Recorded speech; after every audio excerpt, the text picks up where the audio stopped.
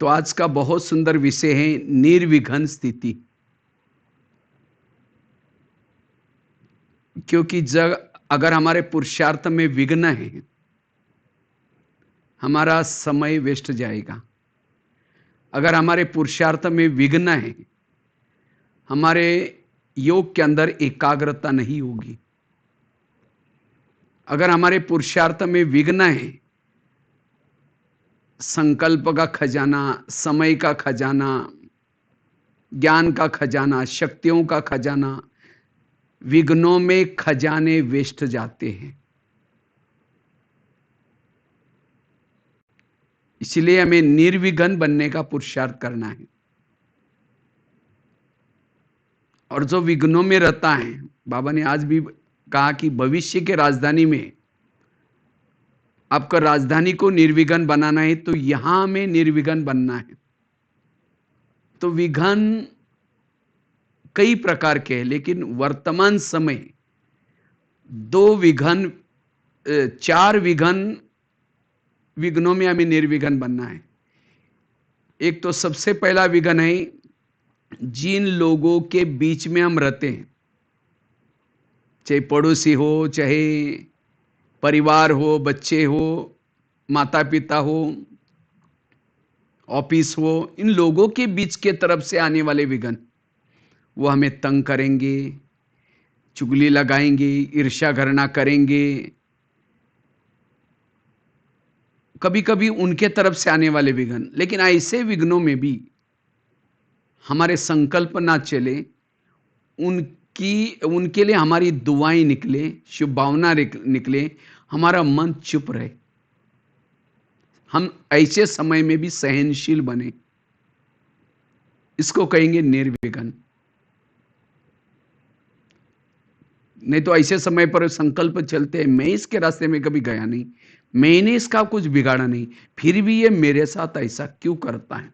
खुद सोचेंगे, सोचते सोचते उस व्यक्ति के प्रति नफरत आएगी, घृणा आएगी, वैर होगा, विरोध होगा। फिर औरों को भी जाकर के सुनाएंगे, देखा फलाने ने मेरे साथ ऐसा किया, पता नहीं वो क्या समझता है। उन लोगों का भी हम टाइम वेस्ट कर रहे हैं, उनकी भी भावना खराब कर रहे हैं, वायुमंडल को भी खराब कर रहे हैं। तो ऐसे में हम निर्विघ्न कैसे बने। दूसरा है खुद के पुराने संस्कार के तरफ से आने वाले विघ्न। कभी कभी हमें पड़ोसी तंग नहीं कर रहे हैं, मित्र संबंधी तंग नहीं कर रहे हैं, लेकिन खुद के ही पुराने संस्कार, काम के संस्कार, क्रोध के संस्कार, ये जागृत हो रहे, और उसके कारण मन बुद्धि डिस्टर्ब है। जब मन बुद्धि डिस्टर्ब है, वायुमंडल खराब हो रहा है, योग नहीं लग रहा है। जैसे कोई बीमार होता है, खाने का दिल नहीं करेगा, सारा फीका फीका लगेगा, मुंह कड़वा लग जाता है। इसी तरह ये पुराने संस्कार के वश होने से योग लगाना भी अच्छा नहीं लगता है, पढ़ाई भी अच्छी नहीं लगेगी, क्योंकि वो संस्कारों के वश हो गए। तो ये विघ्न, तो ऐसे मेरे संस्कार जागृत ना हो जाए, हम निर्विघ्न होकर के चले, ये पुरुषार्थ। तीसरा है विघ्न, कभी कभी हमारे संस्कार जागृत नहीं हो रहे हैं, आसपास वालों की तरफ से विघ्न नहीं आ रहे हैं, लेकिन कभी कभी प्रकृति के तरफ से विघ्न आते हैं। कभी कभी इतनी गर्मी होगी, कभी कई बार बीमारियां फैलेगी, सर्दी गर्मी, और वो गर्मी का मौसम, सर्दी का मौसम, बरसात का मौसम हमें पुरुषार्थ करना चाहते भी नहीं कर देगा। ये भी एक प्रकार की विघ्न है, प्रकृति के तरफ से आने वाले विघ्न। तो ऐसे प्रकृति की कितने भी गर्मी हो, सर्दी हो, मान अपमान हो, ऐसे समय पे भी हम निर्विघ्न रहे। और चौथा विघ्न है, कभी कभी प्रकृति भी ठीक है, आपस के लोगों के द्वारा भी हमें विघ्न नहीं आ रहे हैं, संस्कार भी ठीक है, लेकिन कभी कभी हमारी कर्मेंद्रिय ही हमें धोखा देती है। वही आंखें बाबा को घंटों तक देखती थी, आज वही आंखों में कोई गलत चीजें देखने में लगी हैं। किसी के दोष देखने में लगी है, वही कान मुरली सुनते हैं रोज, लेकिन आज परचिंतन सुनने में लगे हैं, वही मुख परचिंतन करने में लगे हैं। कर्म इंद्रिय के द्वारा आने वाला विघ्न, इन चारों विघ्नों में भी टाइम वेस्ट हो जाता है। इन चारों विघ्नों में हमें निर्विघ्न बनना है। बाकी और भी बहुत सारे विघ्न हैं, लेकिन वर्तमान समय 4 विघ्नों में हमें निर्विघ्न बनना है। तो सबसे पहले हमें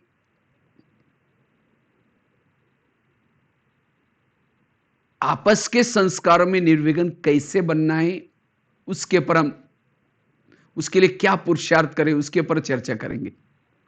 क्योंकि इन चारों प्रकार के विघ्न जब होते हैं, हमें सुख नहीं होगा, शांति नहीं होगी, कर्मयोगी नहीं बन सकेंगे, आत्मचिंतन परमात्मा चिंतन नहीं कर सकेंगे।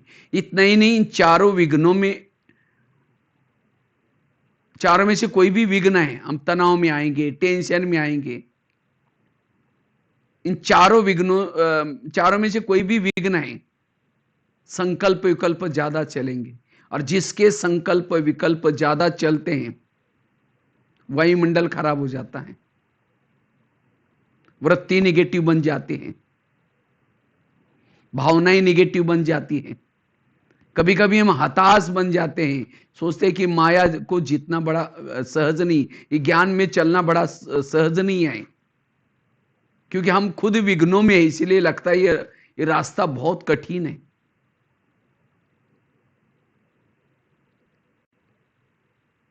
तो ऐसे में हमारी कभी कभी निराशा हो जाती है, और ऐसे विघ्नों से जब हम चेहरे में खुशी नहीं होगी, बाबा मिला है, सत्युग में जा रहे, पर भगवान पढ़ा रहे, तो भी वो खुशी, क्योंकि अंदर कोई ना कोई इस प्रकार के विघ्न है। विघ्न वाला खुश नहीं रह सकता, औरों को भी जाकर के सुनाएगा, अरे क्या पुरुषार्थ करना है, कौन बना है, दूसरों को भी कमजोर करा देगा। इतना नहीं, इस विघ्नों से अनेक प्रकार की शरीर की बीमारी भी होती है। इसलिए निर्विघ्न बनना वर्तमान समय आवश्यक है। तो आपस के संस्कारों में हम निर्विघ्न कैसे बने? वास्तव में हमारे आसपास के जो लोग हैं, चाहे बच्चे हैं, चाहे किसी की सास है, चाहे बहू है, बेटा है, हमारे आसपास के जो लोग हैं, ये हमारे ही कोई पिछले जन्मों के कर्मों को चुक्त करने वाले लोग हैं। कोई हमको देने के लिए, कोई हमारे से लेने के लिए है। और जिन्होंने इस लेने देने की गहराई को समझ लिया, उनका मन चुप रहेगा, वो निर्विघ्न रहेंगे। आज कई कहते हैं हम इसके रास्ते में गए ही नहीं, मैंने इसका कुछ बिगाड़ा नहीं। इस जन्म में नहीं बिगाड़ा, कभी तो बिगाड़ा है। अगर आपका और उसका पिछला जन्म दिखाई जाए, समझो कोई बहू है, ज्ञान में चल रहे, लेकिन सास उसकी तंग कर रहे, परेशान कर रहे, बहू को टेंशन आ रहा है, कहां योग लगाएगी? अगर उस सास और बहू का पिछला जन्म दिखाई जाए, आज वो जो बहू है पिछले जन्म उसकी सास थी, और जो सास है उस समय बहू थी। इसलिए कहते हैं ना, सास भी कभी बहू थी। और इस कर्म गति के गहराई को हम न समझने के कारण फिर हम क्या करते हैं, औरों को सुनाएंगे, मेरी सास ऐसी करते हुए। सुनाने से, परचिंतन करने से वो हिसाब चुकता होगा। इसलिए वर्तमान के मेरे प्रॉब्लम मेरे ही कोई पिछले अतीत के वे कर्मों के परिणाम है, और अब तो हमारी सबकी रिटर्न जर्नी है, सभी को वापिस जाना है। जो भी हमारे 63 जन्मों से हिसाब किताब बने, उसको चुक्त करके जाना है। बिना हिसाब किताब चुकत करते कोई नहीं जा सकता। और हिसाब चुक्त करने के लिए बाबा ने 3 बातें बताई। एक तो योग लगा करके चुक्त करो, अन्यथा सहन करके चुक्त करो, अन्यथा आने वाले विकराल विनाश के समय से चुक्त करो। बिना पावन बने कोई भी परमधाम में नहीं जा सकता।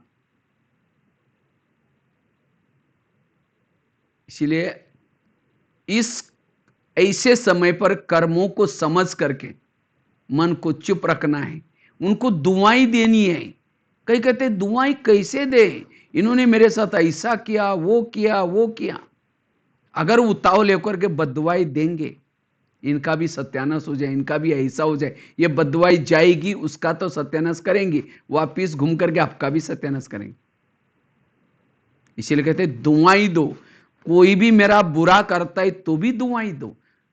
ये दुआएं हमारे लिए काम आएगी, क्योंकि जैसा एसएमएस हम भेजते हैं औरों को, वही एसएमएस वापिस आ जाता है। इसलिए कोई कैसा भी हो, हमें दुआएं देनी है, तब भविष्य के लिए हमारे कार्मिक अकाउंट उनके चुक्त हो जाएंगे। तो ये हमारे जो विघ्न पड़ते हैं कभी कभी, ये विघ्न हमारे पिछले जन्मों के हिसाब किताब, और जो इस हिसाब किताब के गहराई को समझ लेता है, उनका मन चुप रहता है। समझो चलते चलते किसी ने गाली दी, जिसको कर्मों का ज्ञान है वो क्या सोचेगा, अच्छा इसका भी बहुत दिन का बाकी था, पूरा हो गया।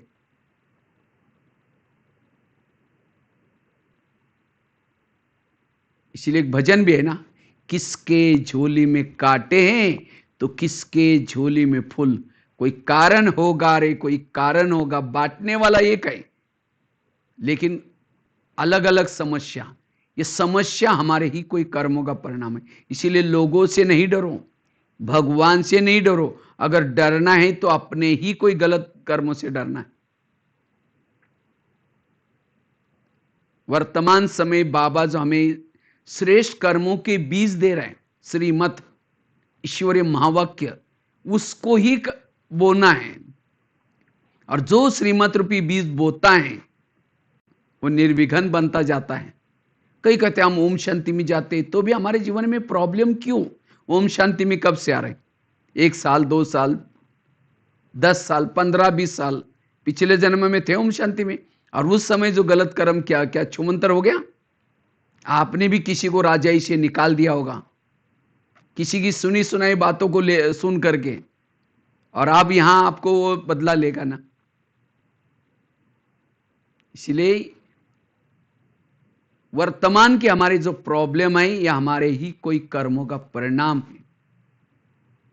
कई कहते हैं इस दुनिया में बड़ा अन्याय होता है, हमारे घर के पास इतना भ्रष्ट व्यक्ति इतना गलत काम कर रहे हैं, भगवान उसका ही घर भर रहा है। जो घर भर रहे हैं पिछले अच्छे कर्मों का फल है। अब गलत बीज बो रहा है, उसका फल भी उसको मिलेगा। भगवान के घर में देर है लेकिन अंधेर नहीं है। इसलिए अगर हमें मन को चुप रखना है, निर्विघ्न बनना है, इस कर्मों की घुई गति को समझ करके चलना है। कोई भी किसी का दोष नहीं है। इसलिए बाबा ने टोटल जो ज्ञान सुनाया है, हर एक का पार्ट अपना अपना है। कई कहते मेरे बच्चे सुनते ही नहीं है, मेरा पति सुनता ही नहीं है। जैसे नाटक होता है, नाटक में हर एक को स्क्रिप्ट मिलता है लिखत, और जैसे स्क्रिप्ट है सब पार्ट बजाते हैं। इसी तरह ये संसार भी एक बहुत बड़ा नाटक, और इस नाटक में हम सभी एक्टर है। इसके अंदर पति की स्क्रिप्ट अलग आई, बच्चे की स्क्रिप्ट अलग आई, सास की स्क्रिप्ट अलग आई, पड़ोसी की से जैसी जिनकी स्क्रिप्ट ऐसे ऐसे पार्ट बजा रहे। अगर आपका कहना माने उनकी स्क्रिप्ट चेंज हो जाएगी।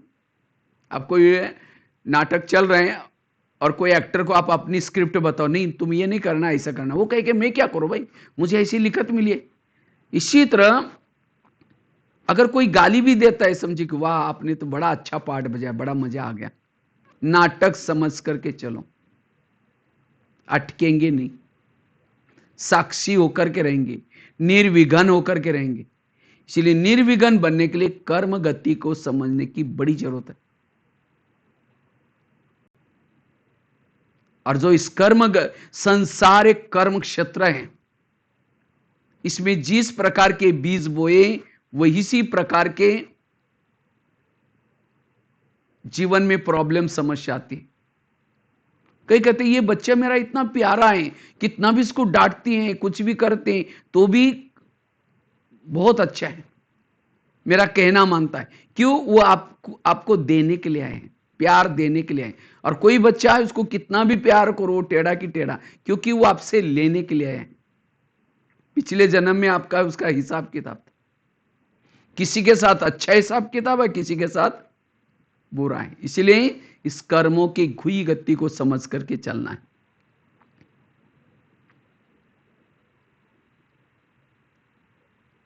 तब आपस के संस्कारों में हम निर्विघ्न बनकर रह सकते हैं।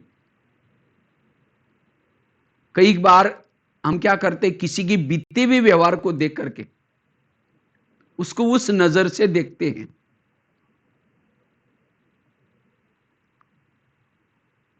तो वास्तव में आज तक हमारे साथ जिन्होंने जो व्यवहार किया, आज तक जो हुआ उसमें कल्याण था। अभी भी कोई मेरे साथ निगेटिव व्यवहार कर रहा है, उसमें भी कल्याण है।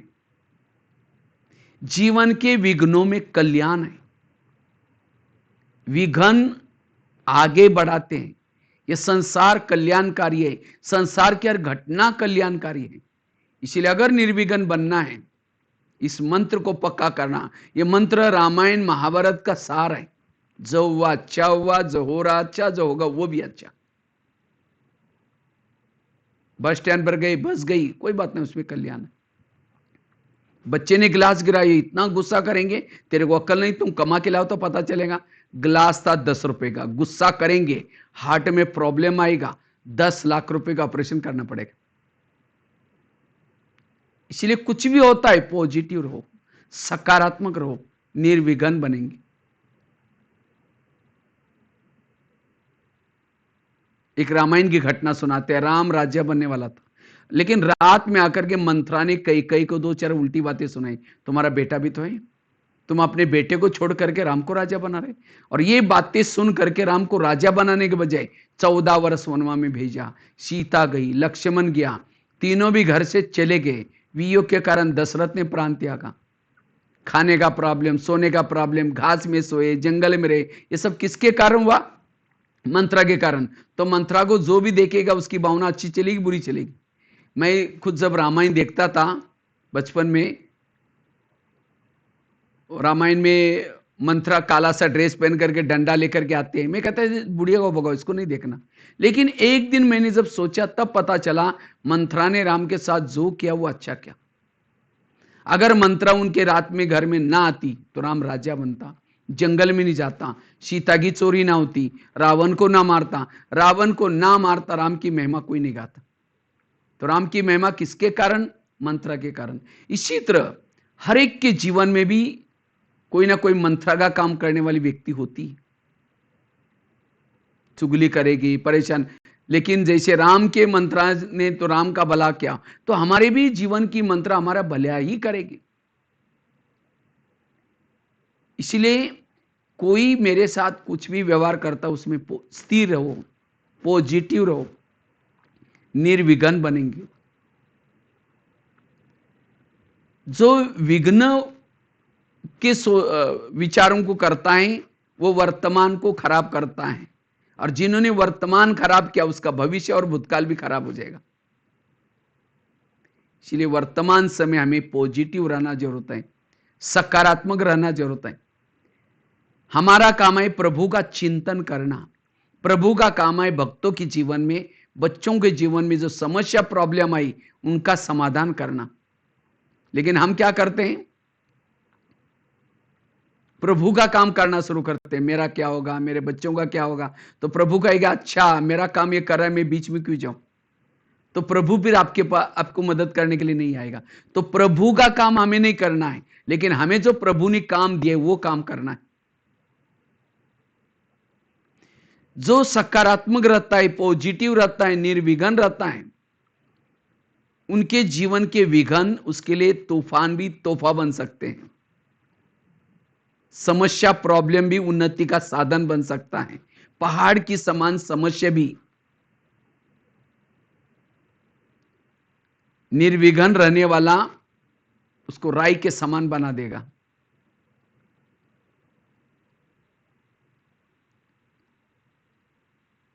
इसीलिए वर्तमान समय इस मंत्र को पक्का करना, जो हुआ अच्छा हुआ, जो हो रहा अच्छा, जो होगा वो भी अच्छा।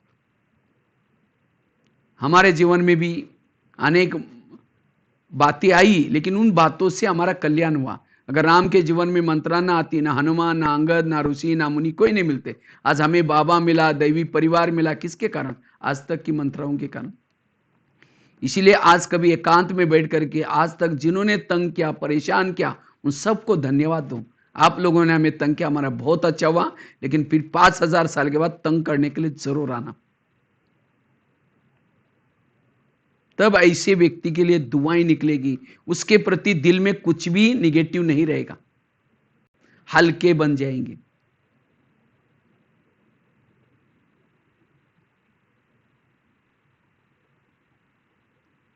अगर मुझे निर्विघ्न बनना है, ड्रामा को पक्का करो। वैसे तो हम 3 बाप के बच्चे हैं, लेकिन मां कितनी है? 4। ब्रह्मा, मम्मा, लौकिक मां, ड्रामा। और मां तो मां होती है, मां कभी भी बच्चे का बुरा नहीं करती। बच्चा लोला हो, लंगड़ा हो, कैसा भी हो, जानवर की मां भी बच्चे का बुरा नहीं करती। तो ये तो हमारी आत्माओं की मां है ड्रामा।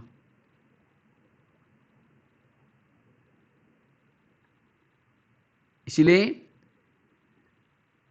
वैसे तो ब्रह्मा तो संगम युग में होता है, मम्मा भी संगम युग में होते हैं, लौकिक मां हर जन्म में बदलती है, लेकिन ड्रामा एक ऐसी मां है पूरा युग में गोद में लेके चलती है। तो ड्रामा हमारे बुरा कैसी करेगी?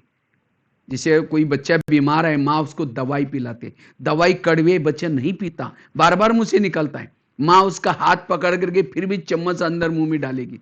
तंग नहीं कर रहे, उसके साथ प्यार है। अगर कड़वी दवाई उसके मुंह में जाएगी, कई प्रकार की बीमारियां ठीक हो जाएगी। इसी तरह ड्रामा रूपी माँ भी हमारे जीवन में कुछ कड़वी बातें लाती हैं, लेकिन जब ये कड़वी बातें विघन जब आती हैं, तब हम रोना शुरू करते हैं, उसको स्वीकार नहीं करते। जीवन की हर घटना को स्वीकार करो। जो परिस्थिति को स्वीकार करता है वो निर्विघ्न बनता है। और आजकल कहते हैं कड़वी चीजें खाने से हेल्थ अच्छी बनती है। तो हमें अपने मन की बीमारियों को ठीक करना है, मन को स्वस्थ रखना है, जीवन की कड़वी बातों को डाइजेस्ट करना सीखो। आजकल डॉक्टर कहते हैं अगर हेल्दी बनना है, कड़वी चीजें ज्यादा खाओ, करेले खाओ, कड़ूनी के पत्ते खाओ, मेथी के लड्डू खाओ।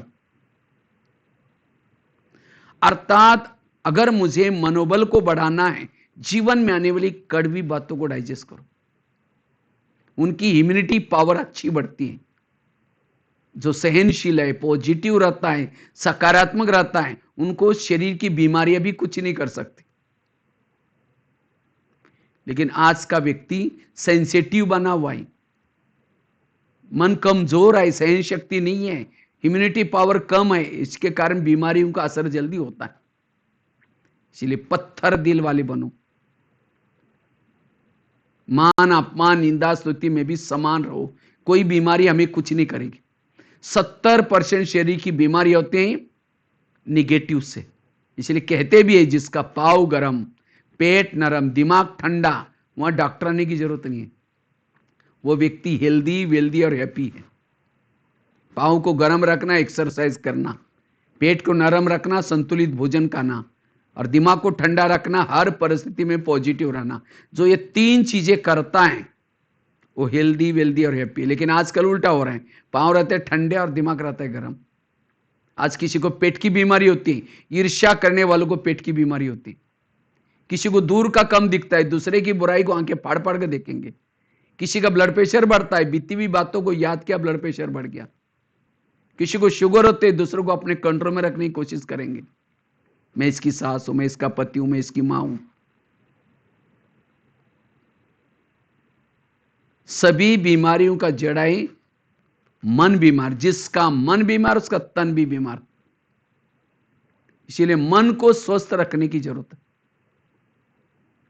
इसलिए ड्रामा को पक्का करो। संगम युग में महान भाग्यशाली वो हैं जिनके जीवन में प्रॉब्लम और समस्या ज्यादा है,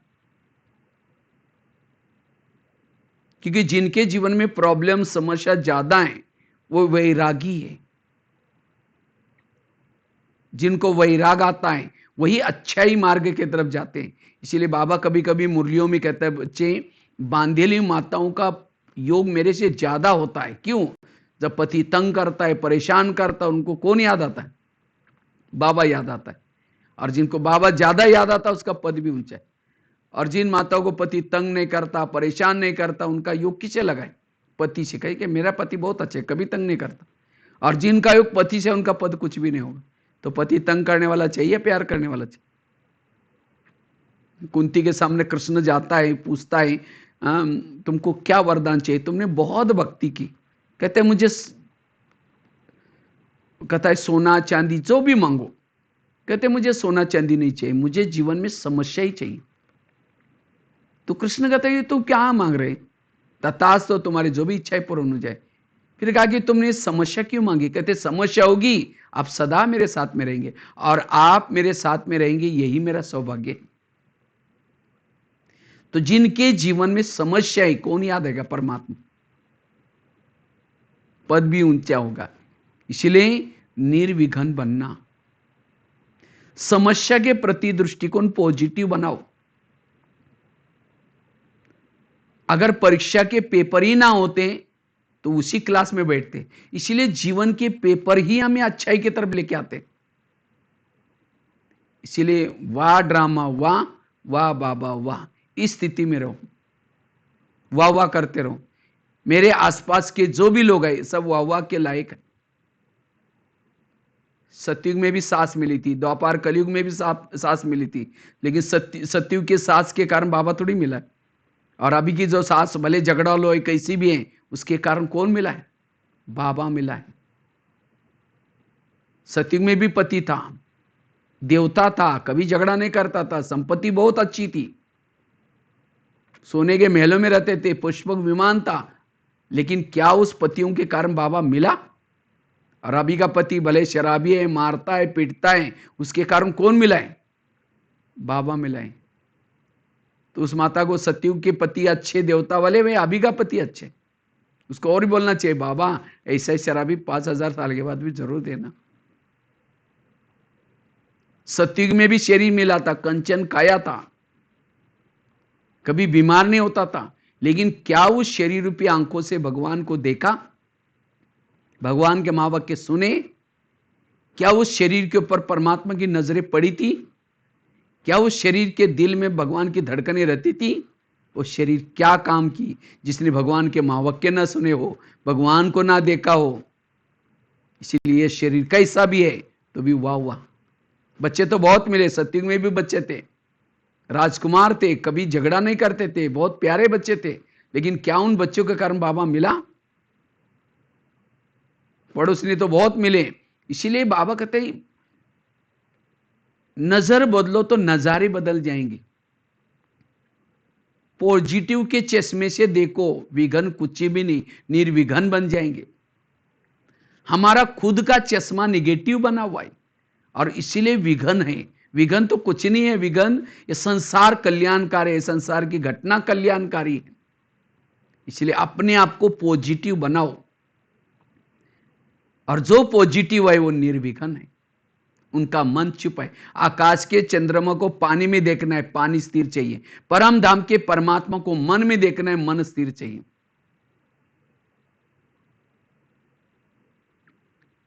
इसलिए ड्रामा को पक्का करना, कर्म गति को पक्का करना, जो हुआ अच्छा ये पक्का करना, आपस के संस्कारों में निर्विघ्न रहेंगे। अगर जीवन में कुछ बातें आएंगी भी, उस निगेटिव परिस्थिति को पॉजिटिव में चेंज करो। अगर किसी ने गाली भी दी तो क्या समझो, गाली नहीं दी, इन्होंने मेरे पर गुलाब का फूल डाल दिया। जो संगम युग में गाली देगा वही द्वापर युग में रोज आपके मूर्ति के सामने फूल चढ़ाने का काम करेगा। तो भगत चाहिए कि नहीं चाहिए?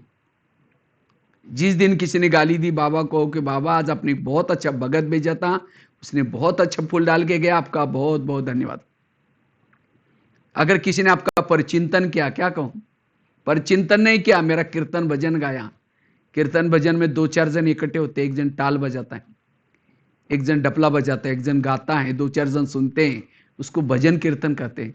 परिचिंतन में भी 2-4 जन इकट्ठे होंगे, एक कहेगा वो है ही ऐसी, दूसरे के काम मेरे साथ, माना एक गाने का काम कर रहा है, दूसरा ढोल बजा रहा है, तीसरा झांझ बजा रहा है। अगर यहां किसी ने आपका परिचिंतन किया, वही 2-4 लोग आपकी मूर्ति के सामने दोपहर में आएंगे, एक जन्म तक आपका भजन गाएंगे। तो भजन गाने वाले भी चाहिए ना, निगेटिव को पॉजिटिव में चेंज करो, निर्विघ्न रहेंगे। तो आपस के संस्कारों में निर्विघ्न बनने के लिए, दुआएं देने के लिए, निगेटिव बात को पॉजिटिव में चेंज करो, कर्म गति को समझो, ड्रामा को पक्का करो, निर्विघ्न रहेंगे, वायुमंडल अच्छा चलेगा, संकल्प नहीं चलेंगे। नहीं तो योग में बैठे, लाल लाइट चल रहा है, गीत बज रहा है, शुरू करेंगे मैं आत्मा हूं, शांत स्वरूप हूं, फिर कहेंगे मेरे को उन्होंने क्यों बोला, फिर कहेंगे ठीक है मैं आत्मा हूं, शांत स्वरूप हूं, फिर कहेंगे 15 दिन पहले भी तो बोला था, फिर कहेंगे ठीक है मैं आत्मा हूं, फिर कहेंगे सबके बीच में क्यों बोला। वो विघ्न वाली बातें आपको आत्मचिंतन, परमात्मा चिंतन करने ही नहीं देगी। इसलिए आपस के संस्कारों में निर्विघ्न बनने के लिए सहन शक्ति को साथी बना दो,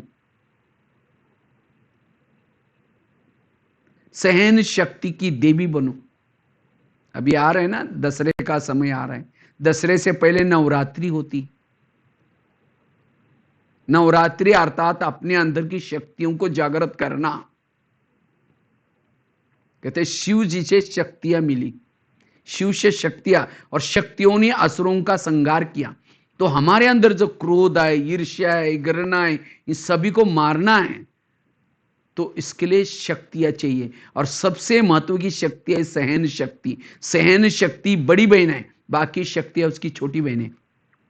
सहन शक्ति आई, बहनें आएंगी, बहनें आएंगी, दैवी गुण भी आएंगे। और जिन्होंने शक्तियों को जागृत किया, वही 10 रावण को मार सकता है। और जिन्होंने रावण मारा, उसके लिए दिवाली आएगी। दिवाली अर्थात खुशियों के दिन।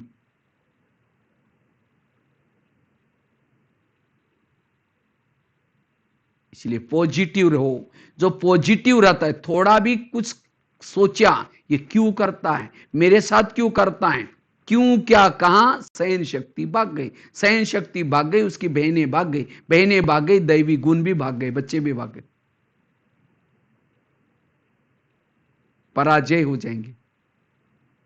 इसीलिए कुछ भी हो जाए, मुझे सहन करना है। No question, no correction, no quotation, no opposition, मन चुप। मुझे लगता है 5-6 साल से बाबा की जो मुरलियां चल रहे, बच्चे कारणों का निवारण करो, समस्याओं का समाधान करो,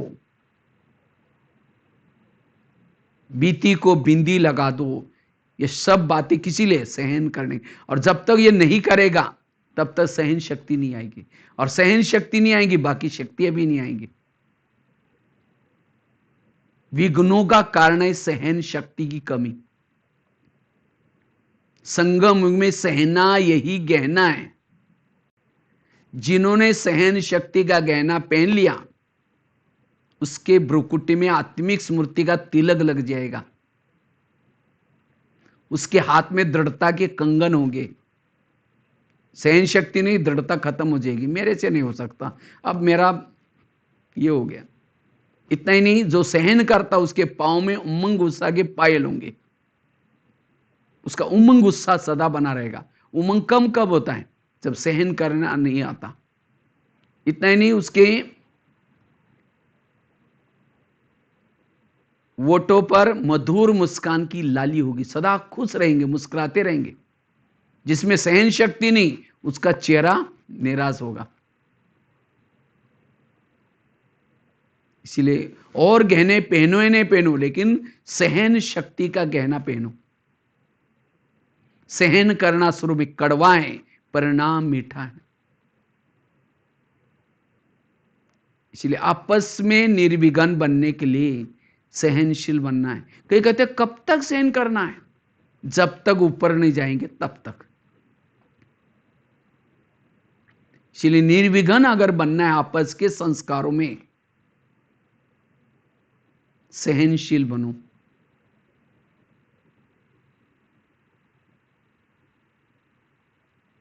एक पत्थर भी सहन करते मूर्ति बन जाता है, तो क्या हम सहन करके देवी और देवता नहीं बनेंगे? जरूर बनेंगे। जो संगम युग में मूर्तियां बनता है, चुप रहता है, उसी की मूर्ति बनेगी। अगर कोई मूर्ति को जाकर कोई गाली भी देता है, वरदानी हाथ के बजाय नीचे नहीं करती, चेहरा पीछे नहीं करती, और हमें कोई गाली देगा 15 दिन उसे बात नहीं करेंगे, उसका परिचिंतन करते रहेंगे। इसलिए सहनशील बनो,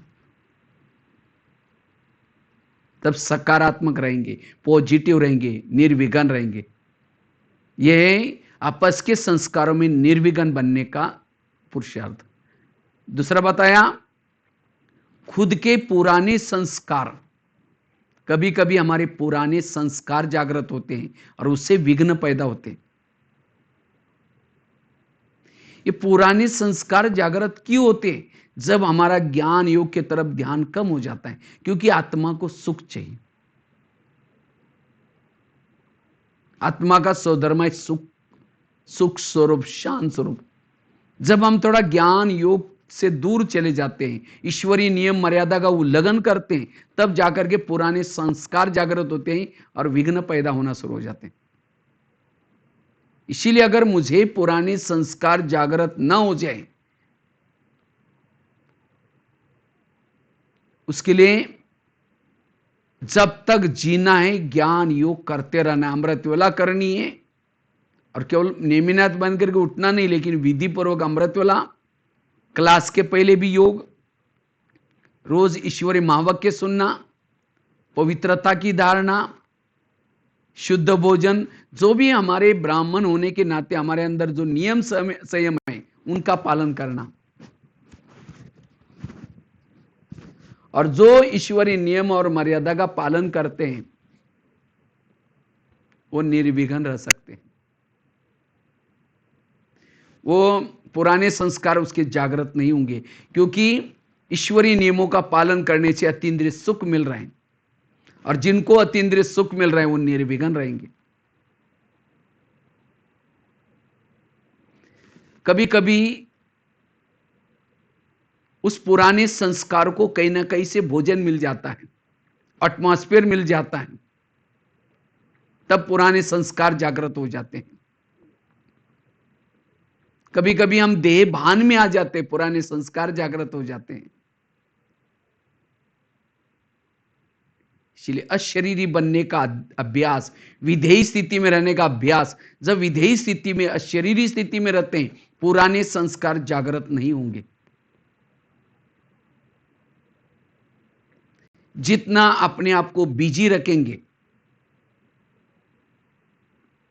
कहते हैं खाली मन शैतान का घर। जब अपने आप को फ्री रखते तब जाकर के क्या होता है, पुराने संस्कार जागृत होते हैं, तब जाकर के विघ्न पैदा हो जाते। जितना सम्मान में रहेंगे पुराने संस्कार जागृत नहीं होंगे। और पहले चेक करो कि मेरे अंदर कौन से संस्कार बार बार जागृत होते हैं, मेरी बीमारी क्या है। जैसे डिस्पेंसरी में जाते हैं तो दवाई कौन सी लेते हैं, जो बीमारी है वही दवाई लेते हैं। इसी तरह मुरली भी एक प्रकार की डिस्पेंसरी है, जिसके अंदर काम, क्रोध, लोभ, मोह, ईर्ष्या, घृणा, हर विकारों की टैबलेट्स है उसके अंदर। तो जब मुरली सुनते हैं उस समय मेरे अंदर के प्रॉब्लम्स क्या है, मेरी बीमारी क्या है, उसको परख करके उसी प्रकार की मुरली के पॉइंट लेना है। जब आप उस संस्कार के लिए बारे में नॉलेजफुल बनेंगे, तब पुराने संस्कार जागृत नहीं होंगे, विघ्न नहीं आएंगे। ये है मुरली सुनने का तरीका। माया का जो बाण आ रहा है आपका भी वही बाण चलना चाहिए, नहीं तो उसका काम कहा रहा है और इधर से हम दूसरा ही छोड़ेंगे, हम पराजय हो जाएंगे। इसलिए मुरली सुनते समय हमें उस रीति से, एकाग्रता से सुनना है। जितना उस पुराने संस्कार के बारे में, मेरे अंदर क्या संस्कार हैं, उसको एनालाइज करके चेक करो और उसी के नॉलेजफुल बनो। ज्वाला स्वरूप योग के द्वारा जितना ज्वाला स्वरूप स्थिति बनेंगे, पुराने संस्कारों के अंश के वंश खत्म हो जाएंगे, इसे निर्विघ्न रहेंगे। एक गलती दोबारा नहीं करना है। मम्मा मम्मा क्यों बनी, वो एक गलती दोबारा नहीं करती थी। नहीं तो हम 15 दिन, महीना, 1 महीना, 2 महीना चित्र पुरुषार्थ करते हैं और कभी पुराने संस्कार के वश हो गए कि कमाई चट।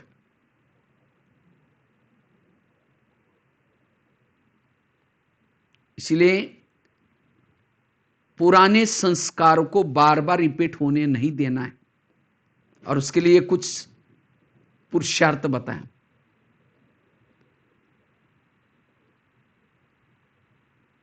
इससे हम निर्विघ्न रहेंगे।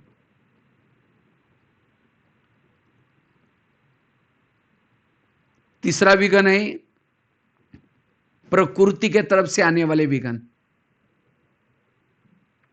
प्रकृति के तरफ से भिन्न भिन्न विघ्न आते हैं, समस्या आती है, तो भी हमें निर्विघ्न रहना है। प्रकृति के तरफ से आने वाले विघ्नों में निर्विघ्न रहने के लिए हमें क्या करना है?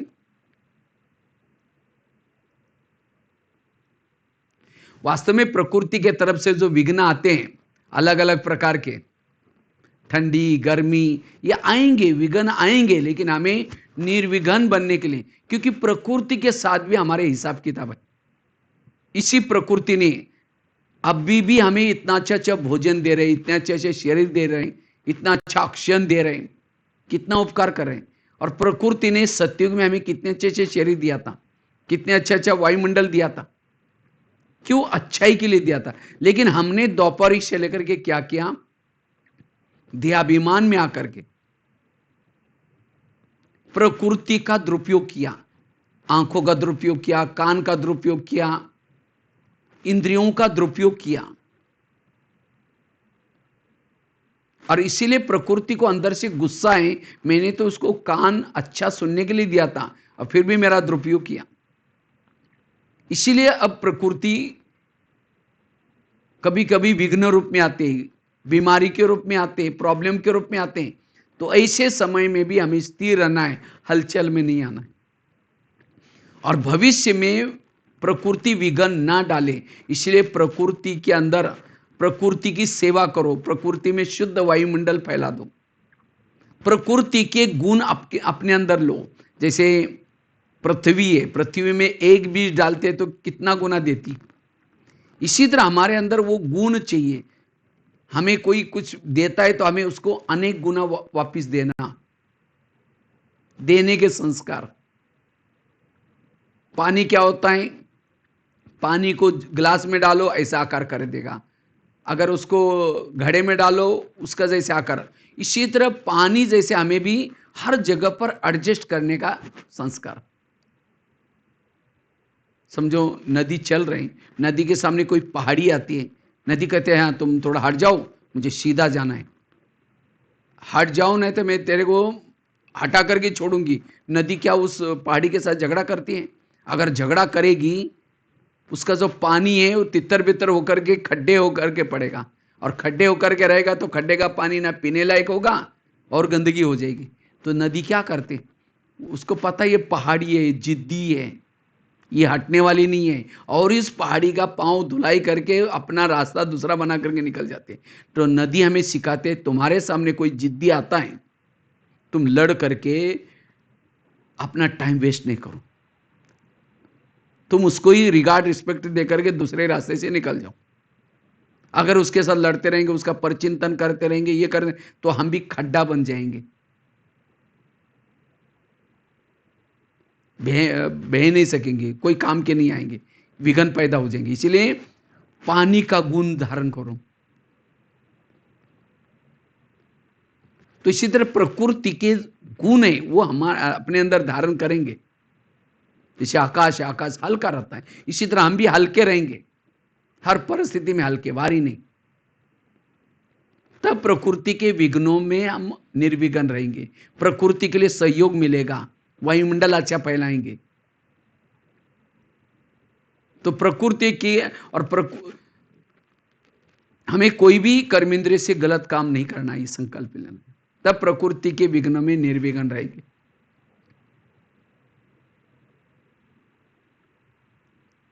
और लास्ट है चौथा विघ्न बताया, कर्मेंद्रिय के द्वारा आने वाला विघ्न। कर्मेंद्रिय के द्वारा आने वाले विघ्न में निर्विघ्न बनना है तो रोज हमें कर्मेंद्रियों से बातें करनी है। स्वराज्याधिकारी बनकर के बातें करो, और रोज जब इनके साथ बातें करेंगे तब जाकर के निर्विघ्न बनेंगी कर्मेंद्रिया। और जिसकी कर्मेंद्रिया निर्विघ्न है, हर कर्मेंद्रिया अपनी ड्यूटी एक्यूरेट करेंगे तो आप निर्विघ्न रहेंगे। और जो स्वयं निर्विघ्न है वो दूसरों को भी निर्विघ्न बना सकता है। इसीलिए बाबा कहते हैं बच्चे, चैरिटी बिगिंस एट होम। आप अपने घर को सुधारो। घर मतलब लौकिक नहीं, ये शरीर आत्मा का पहला घर है। तो इस शरीर रूपी घर को हमें क्या करना है? सुधारना है। और जिन्होंने शरीर रूपी घर को सुधारा, सब कुछ ठीक हो जाएगा। इसीलिए अगर मुझे निर्विघ्न बनना है तो इस शरीर रूपी घर को क्या करना है? निर्विघ्न बना दो। Charity begins at home. क्या हमारे शरीर की सभी इंद्रिय ज्ञान में चलती है? अभी लॉकडाउन चल रहा है तो लॉकडाउन में क्या करो? कभी कभी इनका कोर्स करो, इस कर्मेंद्र का कोर्स करो। और जब कर्मेंद्र का कोर्स करेंगे, सभी कर्मेंद्रियों को ज्ञान में चलेंगे, तब आपके अंदर परिवर्तन आएगा। नहीं तो कई बार कहते हैं कि ये बहन ऐसी ऐसी है, भाई ऐसा। क्यों? क्योंकि उसकी कर्मेंद्रिया कंट्रोल में नहीं है। और जिसकी कर्मेंद्रिया कंट्रोल में नहीं है, वश में नहीं है, उसके द्वारा गलतियां होती है। तो इसीलिए अगर मुझे निर्विघ्न बनना है, निर्विघ्न बनने के लिए हमें स्वराज्य अधिकारी बनने की जरूरत है। और जितना स्वराज्य अधिकारी बनेंगे, निर्विघ्न बनेंगे। तो निर्विघ्न का अर्थ है स्वराज्य अधिकारी स्थिति बनाना। जैसे पहले राजा एक किले में रहते थे और किले के कई दरवाजे रहते थे। कोई भी आता तो उसकी पूछताछ होती थी, कहां जा रहा है, क्यों जा रहा है। इसी तरह इस शरीर में हमारा किला है और इस किले की कई दरवाजे, कान, मुंह, आंख, लेकिन इसमें कोई भी रोकने टोकने वाला कोई नहीं है। कान से कुछ भी हम सुन रहे हैं, मुख से जो चाहिए बोल रहे हैं, और यही विघ्नों का कारण है। इसीलिए बाबा कहते हैं बच्चे स्वयं को परिवर्तन करो। स्वयं को बदलो मतलब क्या करो? बैच पहन लिया, सफेद ड्रेस पहन लिया, ये ऊपर का परिवर्तन हो गया। स्वयं को बदलना अर्थात हर इंद्रियों को श्रीमत के आधार से चलाना। और जो संगम युग में हर इंद्रियों को श्रीमत के आधार से चलाता है, वही निर्विघ्न है। हमारे जीवन में विघ्न कोई दूसरा पैदा नहीं करता, कोई परिस्थिति व्यक्ति पैदा नहीं करता। परिस्थिति आती है कर्म इंद्रिय के द्वारा। आंधा पीस रहा है, कुत्ता बैठ करके खा रहा है। इसी तरह हम पुरुषार्थ कर रहे हैं, लेकिन हमारी कर्म इंद्रिया आंखें जो चाहिए देख रहे हैं। अंधेरी नगरी, चौपट राजा, टकेचरबाजी, टकेचर काजा।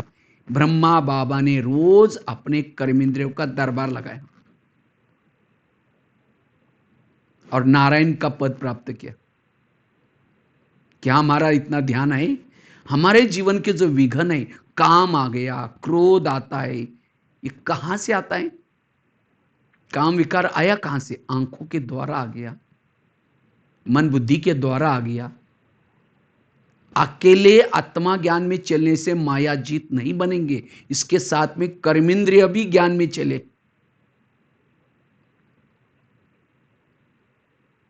इसीलिए बाबा कहते चैरिटी बिगिंस एट होम। ये हर इंद्रिया श्रीमत के आधार से चले, और इसीलिए रोज इनकी चेकिंग करना है, चार्ट रखना है इनका। अगर नहीं मानती उसका सजा भी देना, इससे निर्विघ्न बनेंगे।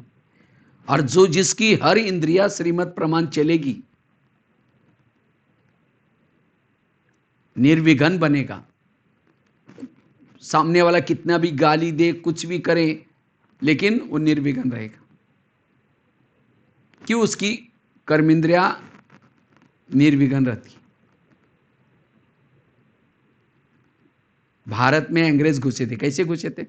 भारत में नवाबों का शासन था, अंग्रेज आए, उनके साथ दोस्ती की, करते करते दिल्ली के ऊपर अटैक किया, भारत गुलाम हो गया।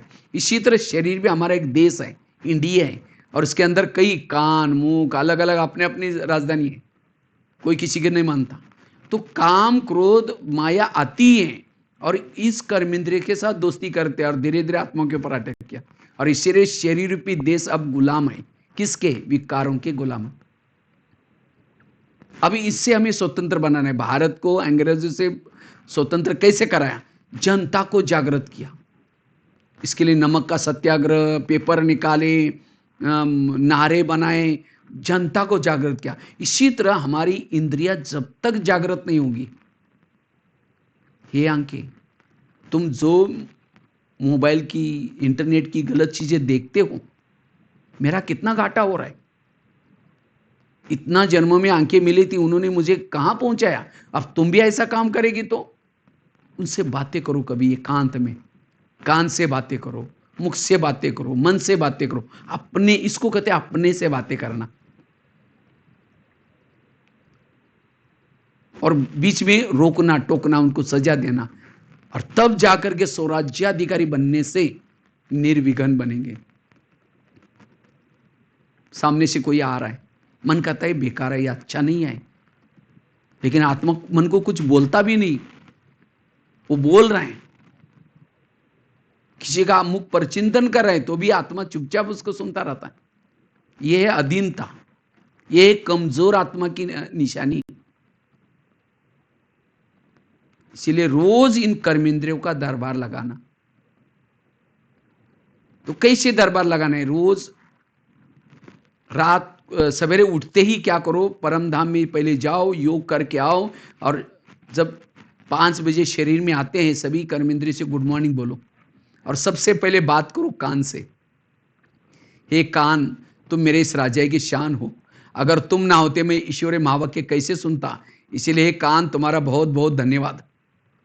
लेकिन कभी कभी हे कान, तुम व्यर्थ बातें भी सुनते हो। क्या मैंने तुमको व्यर्थ बातें सुनने के लिए रखा है? अगर तुम व्यर्थ बातें सुनेगा, मैं तुमको सजा दूंगा। अटेंशन दो उसको। नहीं तो आज हम क्या करते हैं,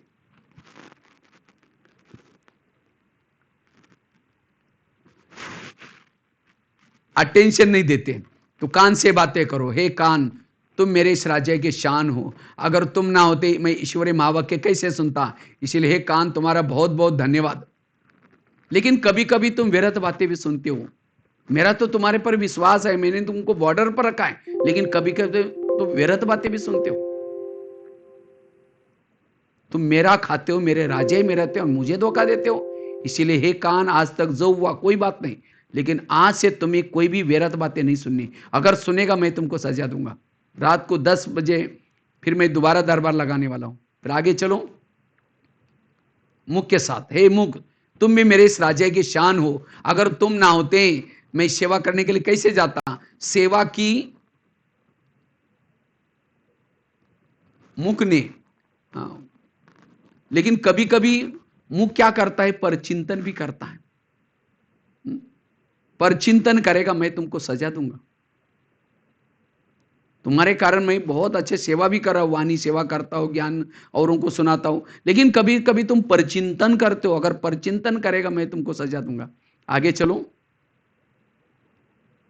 आंखों के पास। हे आंखें, मुझे 84 जन्म में बहुत सारी आंखें मिली, लेकिन तुम्हारे जैसे भाग्यशाली आंखें कोई नहीं मिली। तुम्हारे द्वारा मैंने सत्यम शिवम सुंदरम को देखा है। दुनिया की आंखें तो तरस रही हैं प्रभु को देखने के लिए, झलक देखने के लिए, और तुमने तो घंटों तक प्रभु को देखा है।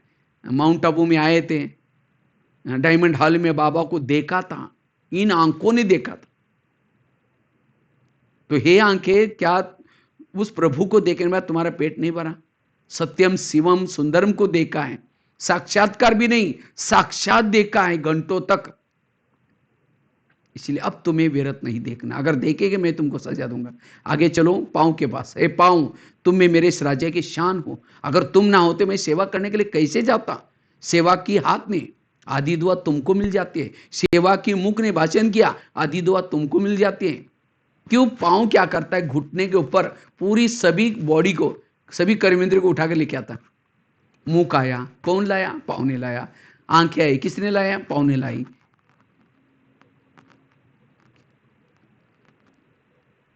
इसीलिए कोई भी व्यक्ति घर में आता है उसके चरण छूते। क्यों?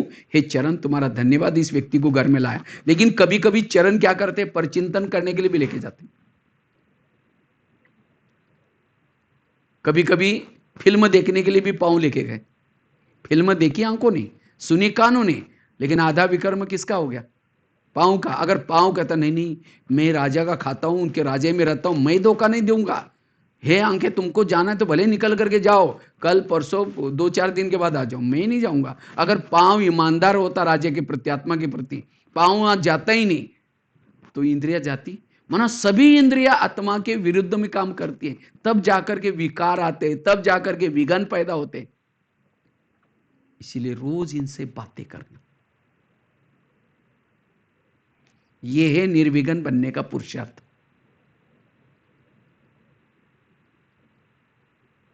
मन से बात करो, बुद्धि से। हे बुद्धि, मैंने सभी इंद्रियों से सुन करके तुमको मंत्री बनाया, और तुम भी साधारण मंत्री नहीं है, केंद्रीय मंत्री है।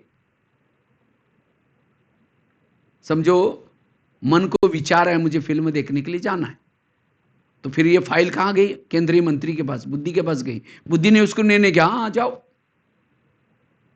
गलत काम कर। तो आज तक जो भी विकर्म बने उसकी साइन किसके? केंद्रीय मंत्री के। तो इसीलिए हे बुद्धि, मैंने तुमको योग्य समझा और तुमको मैंने मंत्री बनाया, और मुझे लगा तुम मेरा भला करेगा, और तुमने तो पूरा मेरा कारोबार ऐसा किया। इसीलिए आज से, आज तक जो हुआ कोई बात नहीं, आज से तुम्हें जो भी निर्णय टाइम ही नहीं उनको। और जब बच्चा गलत काम कर